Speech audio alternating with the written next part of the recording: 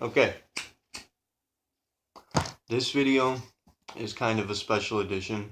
Um, it's not regarding courses or anything of that nature. It's not necessarily a training video, although I'm going to explain some of the things that do happen here regarding training. I'd like to get across the nature. I'd like to speak to the nature of our predicament first and foremost, and I'd also like to kind of try and get across some small amount of information regarding exactly what it is that I do as a director of the initiative, because a couple of you have asked, a few of you, in fact, have asked me, what does a director do? And it got kind of tricky trying to explain it via messenger.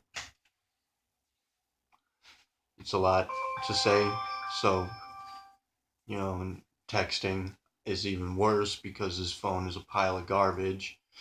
But firstly, the nature of our predicament. Um, there is something happening. There is a substantial amount of evidence to suggest that the stories of the scriptures, religious scriptures and such, it is true. It's actually happening. It's not something that's happened uh, in some regards. The stories that the scriptures tell, especially the Bible and stories of Christianity, are things that have happened in the past, and does to some extent tell things that are happening and perhaps are going to happen, depending on whether or not we can alter the scenario, which is what we're doing here. But to speak to this idea of a war in heaven, that transpired, the very best version of this story that I can recommend is the Hindu Vedas, the Rig Vedas.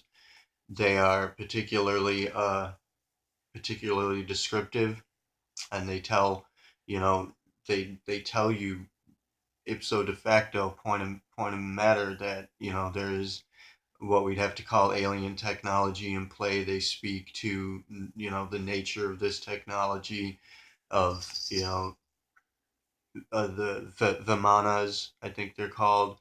I'm not sure, right, and I don't recall perfectly right now, but I think they're called Vimanas.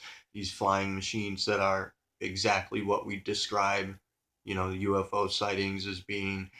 These things are real. They were there. It tells the story very well, and it coincides with all the other tellings of the stories. It just, as I've mentioned in earlier videos, in the language video particularly, they use different descriptors, different names, different places, obviously, because they were in a different place, but this shit was happening all over the planet.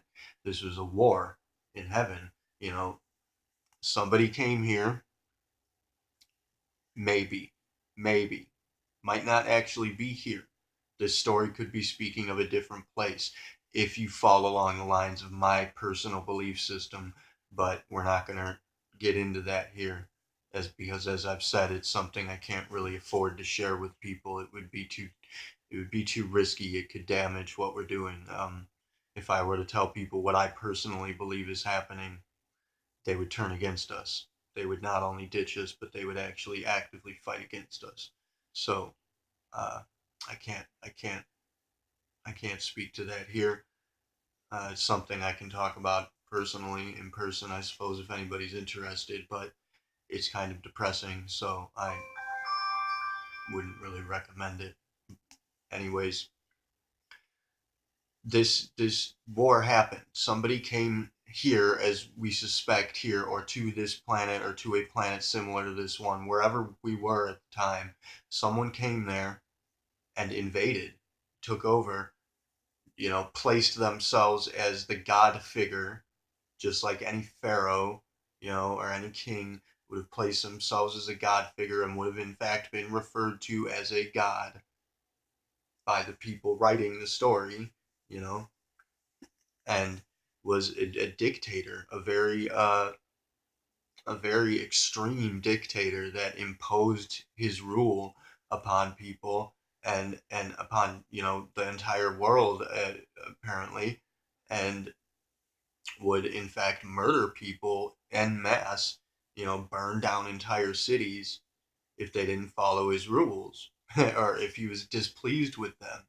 And there's talk of him having created the human race, or him and his people having created the human race. And again, the Rig Vedas and other similar scriptures get into very, very concisely get into the concept of them having used genetic manipulation to do this, altered the genes of the resident species and caused for them to evolve, or mutate rather, into what eventually became us.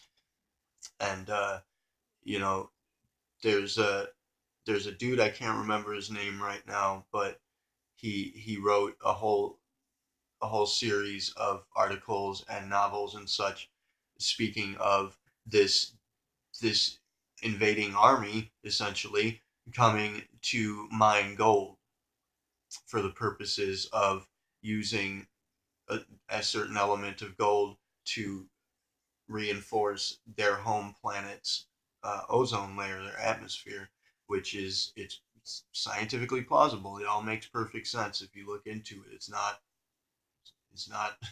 a lot of people think that it's like conspiracy theory nonsense because they don't bother to look into it, don't bother to treat it as though it deserves the respect of being given any sense of reality, where in fact, people follow these scriptures, people believe in this God that actually is not here, but they don't bother to look into the actual they don't grant it any sense of reality.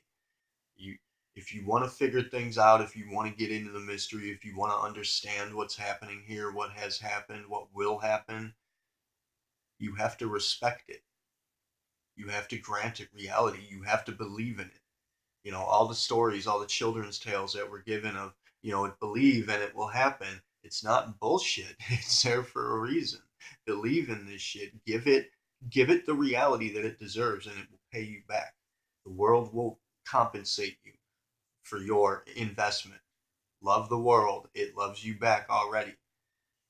Anyways, this imposing army came, from what we can tell, to mine gold and genetically manipulated the species. Now, this is a theory. Okay, I can't prove this. This is not Status's official. Uh, it's not the Status Initiative's official determination. This is got to be. We share this, most of us, a foundation, but this is to be regarded as my personal theory. But this invading army came to mine gold, apparently, genetically altered the resident species to create a slave race that they could use for mining the gold. And they were well aware of how to program the mind and program the body. They were very good at programming these people, and they were people. They're not some crazy uh, angel mythology, fucking spiritual etheric beings. I guess you could theorize that maybe there's some kind of interdimensional race, but and of course there's evidence for that. There's a lot of evidence for that, and that's actually what we're getting at with the Remnants of Tomorrow project, is to make contact with essentially interdimensional aliens. But it's not it's real, and it's happening now. It's happening.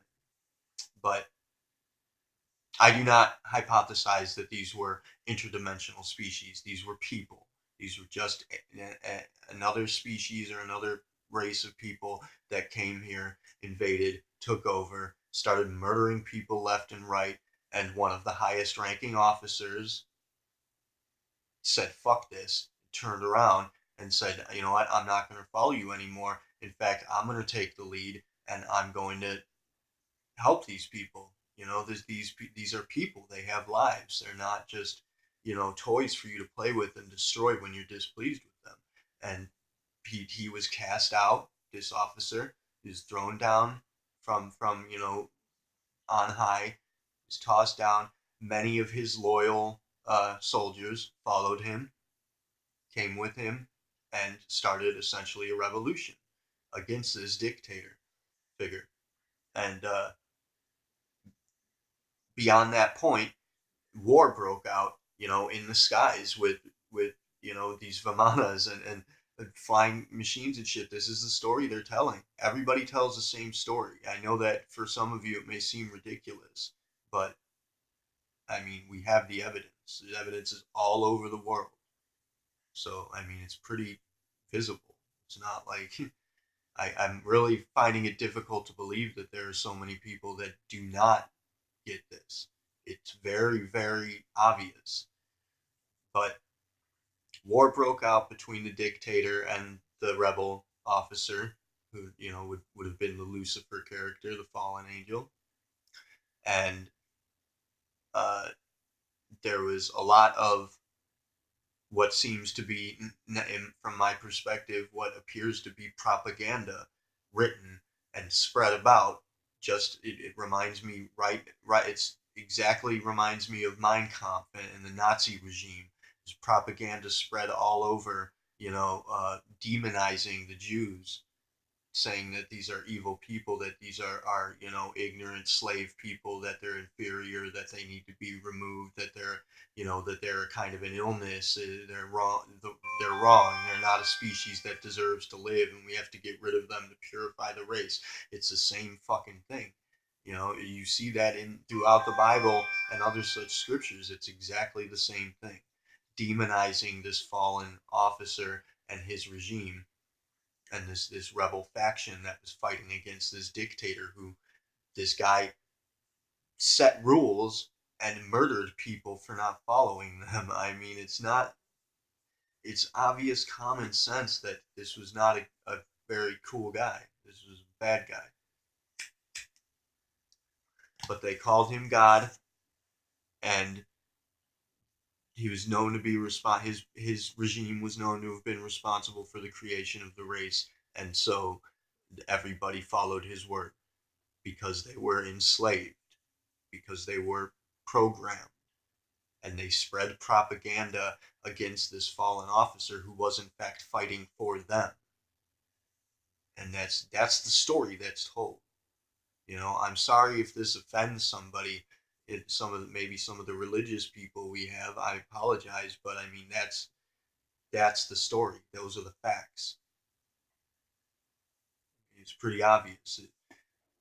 But now, here in this day and age, we have this idea from these scriptures that there's a battle ensuing between this God figure and this fallen angel, and that this fallen angel will take people and transform them, take over their soul. We have that possession idea where people will get infected by a shade, essentially, which is something that we know happens. We used to call it a phantom, but that was, you know, uh, we had to alter that terminology because phantom actually fits with the phantom vehicle, the phantom body. So we use that instead, and we termed it a shade because it is the hidden part of you.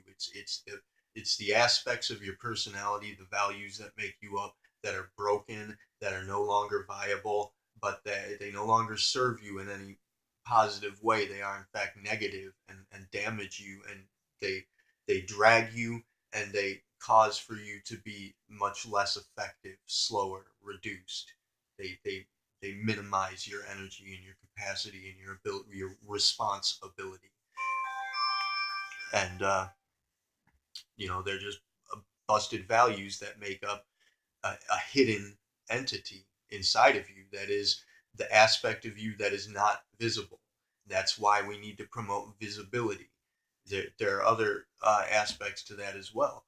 Um, Visibility also can be extended beyond the point of being perfectly open and honest, beyond the point of finding those values, those shaded parts of yourself, and eliminating them, and purifying your value system, making it operative so that it's, actually a personality that you have operatively created, not an automatic, autonomic robot personality that you have hidden, which is the shade, something that, your subconscious mind essentially is the shade. and you want to work with it. You want to achieve a fusion between shine and shade. It's not a bad guy. It's just the challenging aspects of you. It's the parts of you that are pulling you down that you have to work with. You have to shed light on these shaded parts, identify them, bring them to the surface, and eliminate them. Deal with them properly. And this would be, falling into the psychological aspect of what we're doing. And again, what I do as a director. We'll get to that though. But we have this idea of people being infected by this madness and becoming, a slave to this evil entity, as it were. And we see now, if you're paying attention to the celebrities and whatnot, how, a celebrity will be brought up in stardom, you know and will be like this cutesy kind of, teen idol sort of thing. And most of them are hypersexualized. You notice they are already hypersexualized. It's in everything. They're programmed to be that way. And then they hit a certain age where, essentially they're fuckable. They hit a certain age where it's okay to sexualize them. And suddenly they become these super hypersexualized figures that seem to have altered identities, fractured identities. They even say that they have altered identities. They'll tell you in their interviews, they will tell you that they have fractured identities that come on stage. And that's not an uncommon thing. We all have that. We all have broken personalities. We all have parts of ourselves that are hidden that pop out. I mean, until you achieve a fusion, until you bring your personalities together. I still have a differing personality. Pretty much when I'm around my mom, I have a different personality somewhat, and I'm trying to work on that because I don't know, I feel extremely vulnerable around her because she's seen all the darker parts and the broken parts, and she's been there through the worst parts of my life, and that, she sees it. So I tend to have a somewhat altered personality around her, but I'm working on that. In any case, um,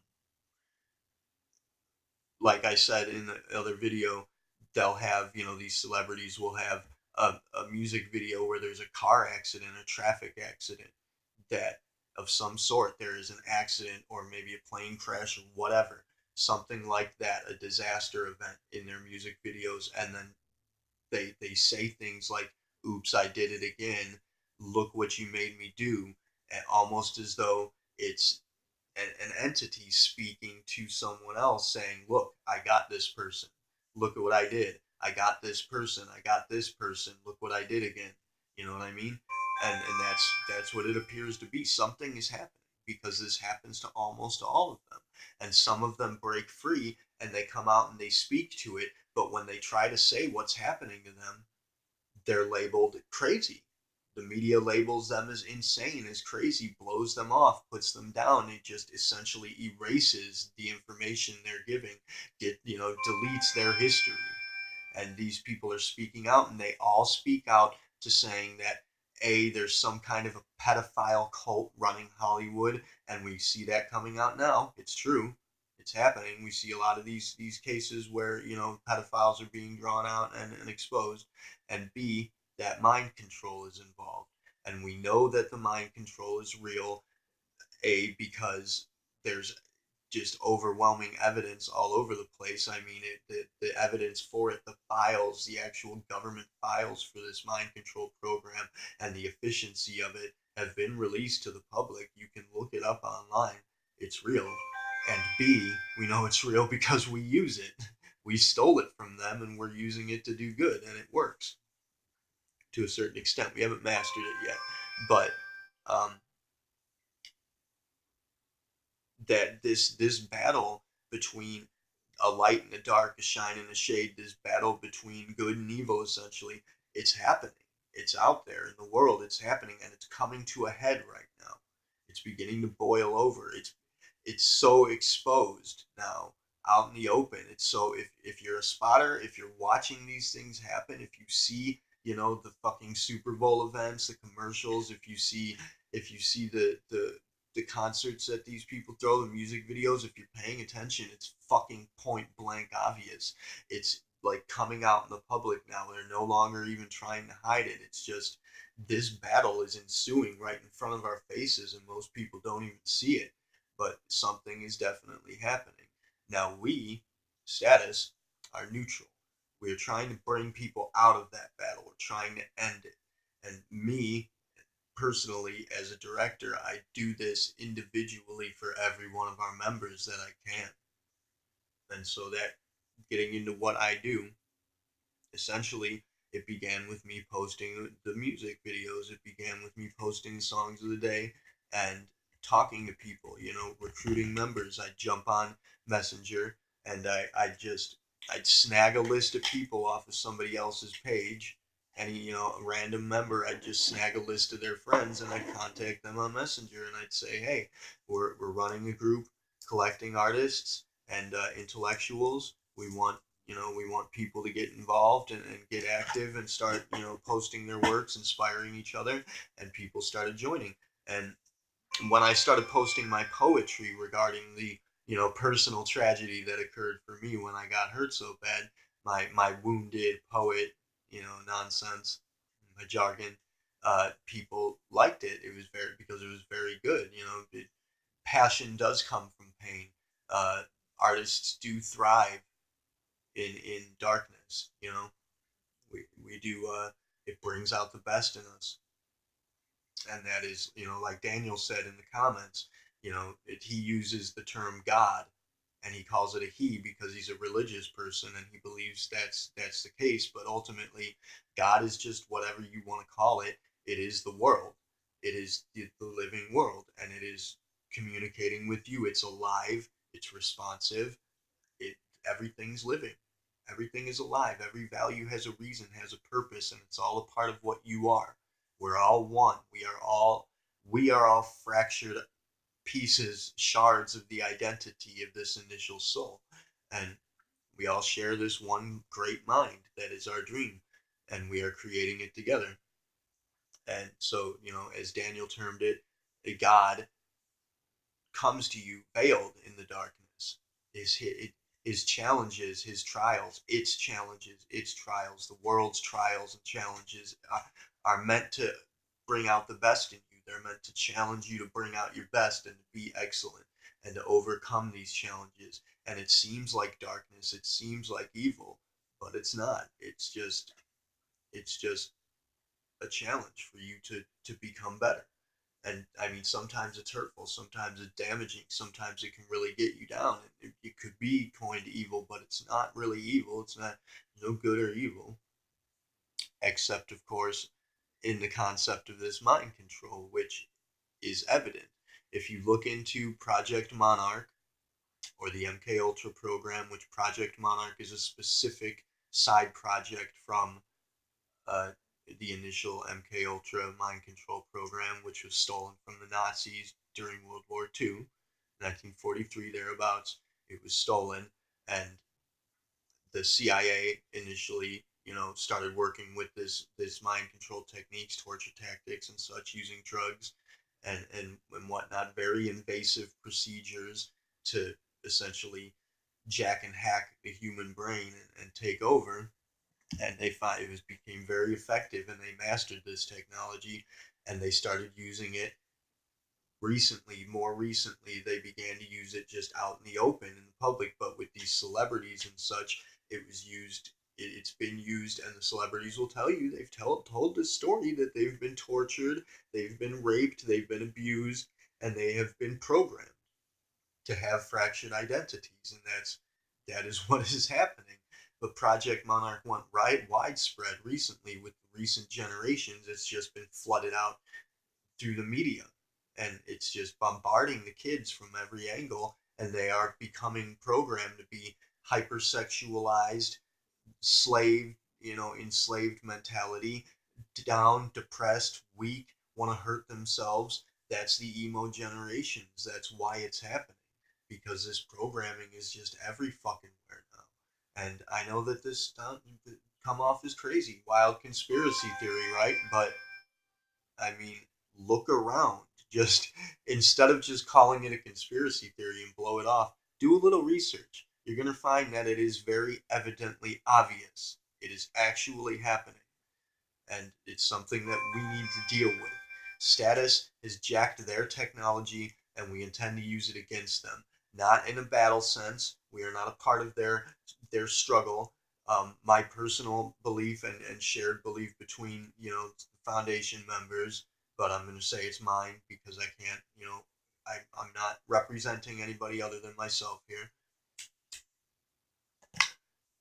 I think that there are two factions that have worked against each other, and the Illuminati has been coined as the evil faction. They are in fact not. The Illuminati was a faction of our tradition that initially began as a underground revolution that would attempt and succeed in many cases to overthrow, you know, hypocritical god figures, kings, you know, tyrants that ruled over people that were not serving. Anyone who is not being of service. The Illuminati was essentially an organization intending to be of service to the people, just like status, just to be of service in any way we can. To providing a service, there is no higher calling. Sock said that. Read Way of the Peaceful Warrior. Sock was an Illuminati character. The Illuminati were a underground revolution faction intending to overthrow or to dethrone rulers and governments that were not providing service to their people, that were using their people. You know, that's what they began as. That's what they were. That's what they are. If there's an organization out there calling themselves Illuminati that's mind controlling people and shit, that's stolen. That's a hoax. That's assholes who stole the name and are using it to put a bad name on the people who essentially were, in fact, our tradition. They were spotters working for the people to provide a service. They're called the Illuminati because they tried to illuminate. They tried to, wake people up. Lucidity, visibility. And as I was saying, visibility can extend beyond just being open and honest and shedding light on the shaded parts of yourself. It can extend into becoming a more flexible individual. For example, having, a normal average haircut, having a sports jacket and a dress shirt, not wearing a collar, not shaving your head, in weird ways, not dyeing your hair. I'm not saying anything bad about that. It's beautiful. I love it. It's awesome to be that. It's authentic to be, original in whatever way you want to.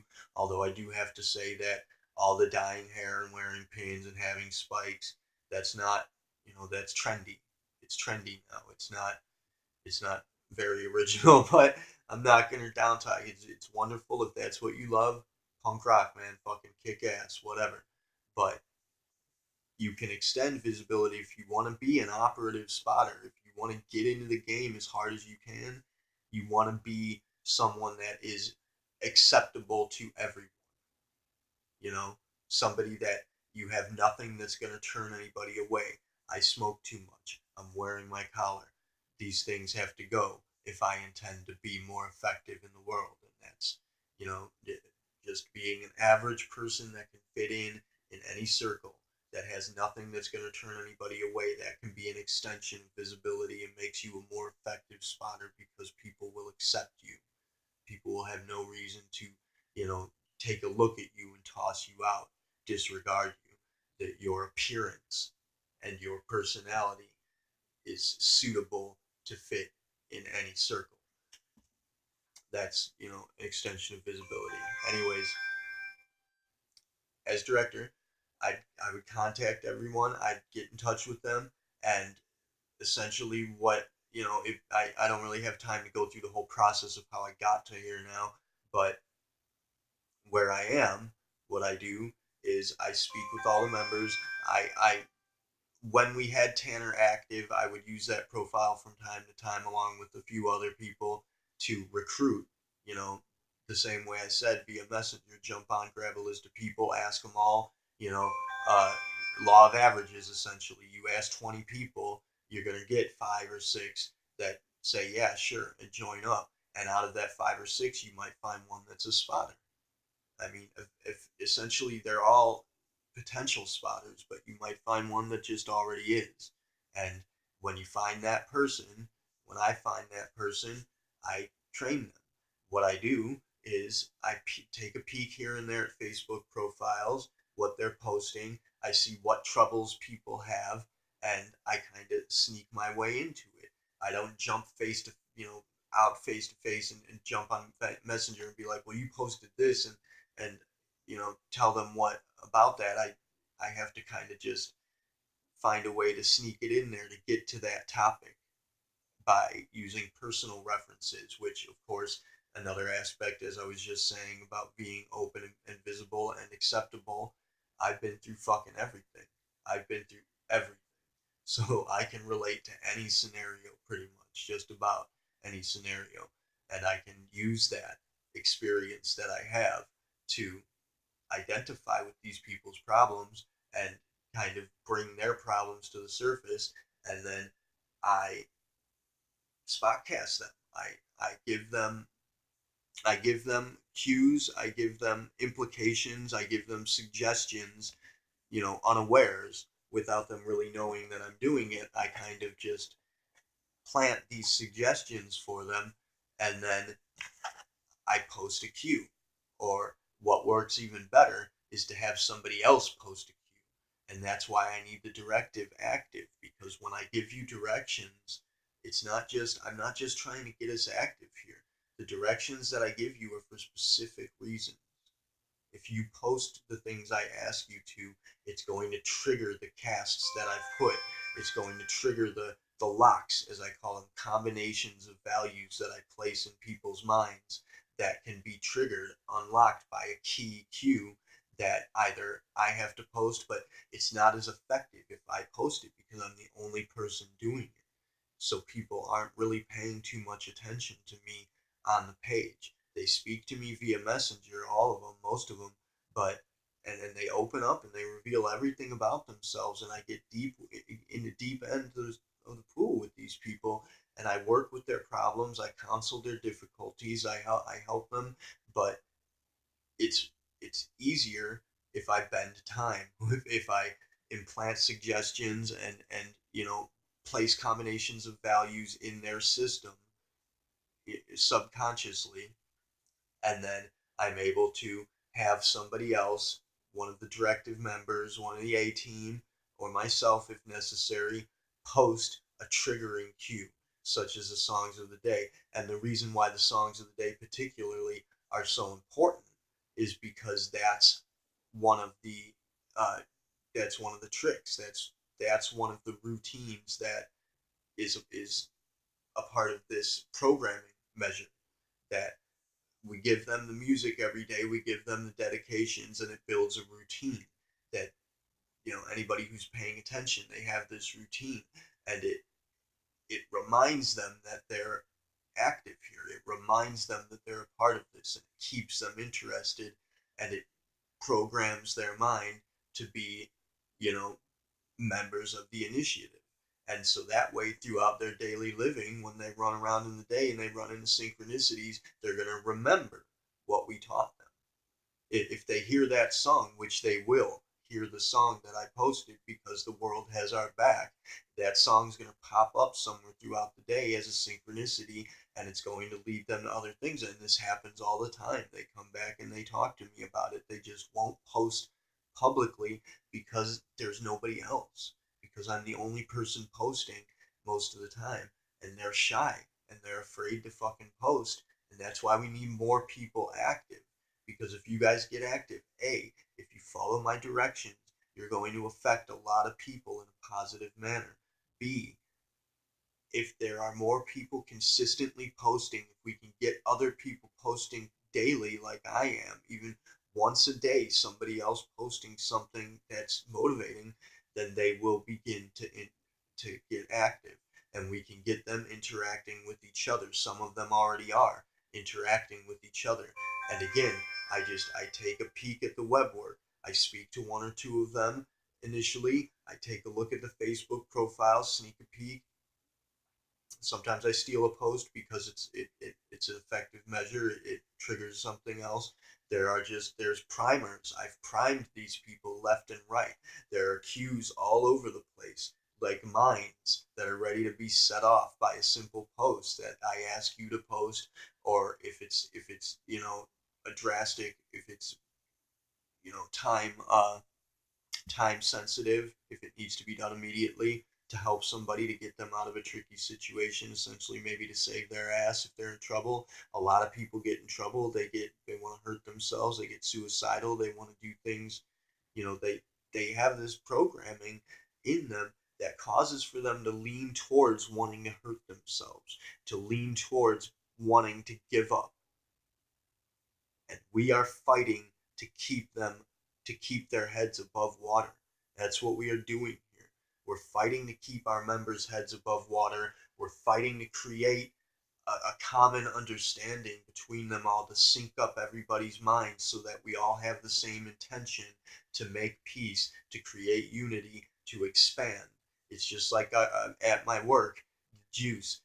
Join us in creating expansion. That's the juice line, or that's the juice acronym, I think. But it's we're fighting to expand. We're fighting to create a network, which we are working with. A certain group called Higher Self has begun a council called the Lights of the Round Table, and that's where I had been a part of that, but I lost my connection to them because my phone sucks, and there are hackers fucking with us all over the place. They're directed at me. There are trollers coming after me, just giving me. There's a lot of shit that's going on outside of the main page that is trying to disrupt us, and I'm fighting it as hard as I can. But I need you guys to back me because I'm doing this all on my own. I've been doing this all on my own for a long while, and I can teach you guys to help do this very easily. And I can teach you to move fast enough to do it, and not only have enough time to do it, but have extra time. I can teach you to build time. I can teach you to bend time. I can teach you to make more time for yourself, and in doing so, you build more energy and you feel better. And it's not this accepting this responsibility and actually being responsible for this is not a hamper. It's not it's not a fucking ball and chain. It's wings. It gives you wings. You're able to move faster. You're able to build more energy. You feel better about everything. Your life gets better. You have more going on, and you're helping others, and you're helping us create this expansion, which we are trying to effectively negate this good and evil bullshit battle. Because as I was saying, my personal understanding is that these two factions that exist, whomever they are, they forgot why they're even fighting. They don't even know what they're doing anymore. They're just it's like lovers. It's seriously, from my perspective, from what I can see, the values in play tell me that it's like lovers that had a falling out and they want to reconcile, but they can't get over their egos. So that's what we're doing. We're trying to create a neutral ground and effectively help reconcile the differences between these two opposing factions that are fighting in our world, and however many else there are. And we're creating a network for that. We're expanding. We have our trying to help our members and get them more active. And as the director, that's what I do. I interact with most of the members daily, and I counsel them and I prime them so that I can cue them later on at a certain point. I plan ahead, and I have primers set up all over the place for a cue that will be effective, have maximum effective efficiency, and hit a bunch of people at once. And just gets very complicated with spot casting. It's very intricate, but I'm out of time right now. In any case, that's essentially what's going on with me as a director, and what I am what I would say is happening in the world, because it's pretty evident.